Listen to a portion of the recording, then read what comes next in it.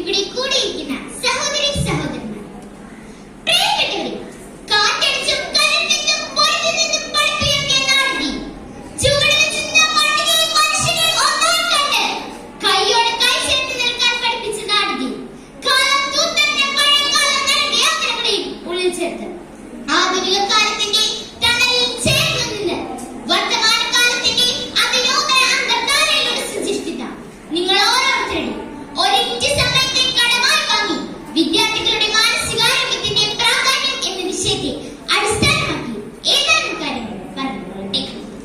ഭാവിയിൽ സമൂഹത്തെ നയിക്കേണ്ടവരെന്നില്ലേ ഓരോ കുട്ടിയുടെയും ശാരീരികവും മാനസികവുമായ ആരോഗ്യം വളരെയധികം പ്രാധാന്യം അർഹിക്കുന്നു.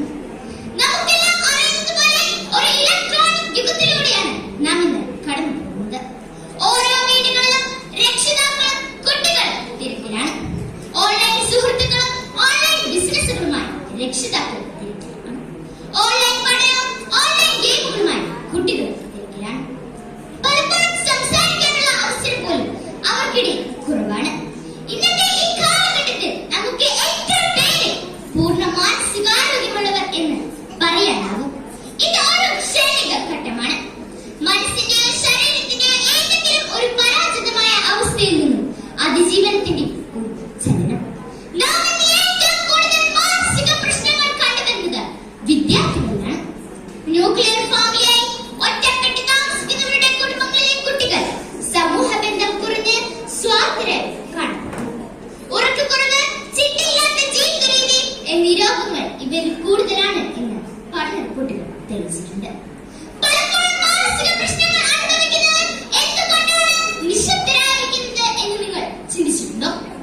അവർക്ക് പുറത്തു പറയാനുള്ള മടി അതാണ് കാരണം.